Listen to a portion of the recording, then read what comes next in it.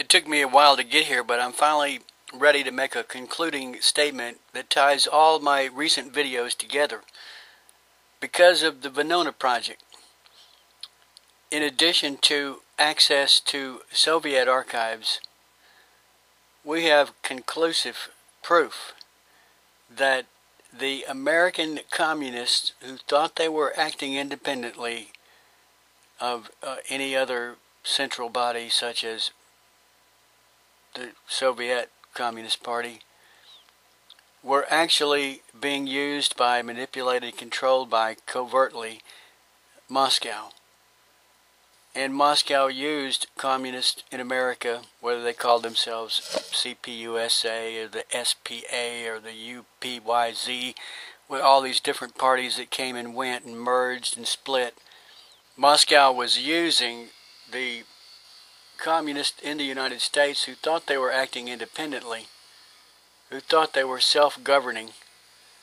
Moscow was using members of communist organizations, even sending them money, controlling them covertly, using them to recruit spies in their efforts to subvert or damage or harm the United States, because we were at war with communism, namely the communism emanating from Moscow. It was called the Cold War. There were supposedly no shots fired, no armies met on the battlefield in the traditional sense. The armies all met in a theater of psychological warfare, media warfare, propaganda. The liberals in the United States were pawns of Moscow. The liberal pawns of Moscow instigated the Vietnam War protests, the environmental movement, all these weird things like same-sex marriage, lesbianism, all encouraged, organized, directed from Moscow. Global warming, pollution. The whole liberal agenda was orchestrated by Moscow in order to subvert the United States. We know this now because of the Venona papers and because of our access to Soviet-era archives. Therefore, now, the present day, 2009, Obama's legislation is being rammed through, passed by mainly a group calling themselves the Congressional Progressive Caucus. What little I know is this: they are endorsed by, supported by, the DSA, the Democratic Socialist of America. Some of the members in Congress were openly Marxist, such as Dellums, such as Danny K. Davis, and at one time one Barack Obama, who sought the endorsement and received the endorsement of the new party. All of this evidence is laid out on the website, the DSA website archives, in their archives, and it's still on the internet.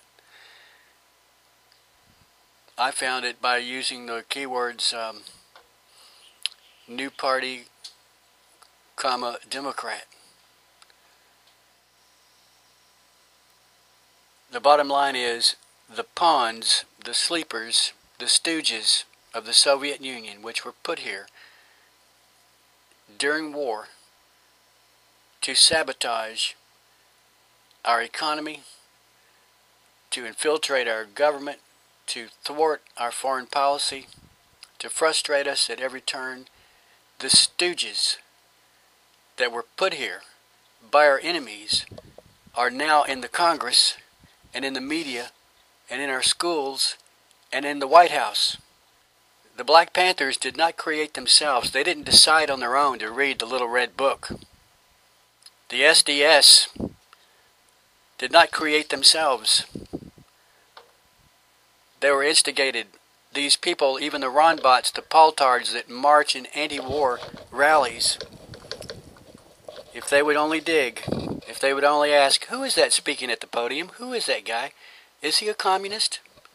Does he have any communist connections? If they would only look, if they would only ask, if they would only inquire, they would see that the Ron bots, the Paltards, are manipulated, controlled, directed behind the scenes like puppets on the strings of a puppeteer by the communists that are now worldwide.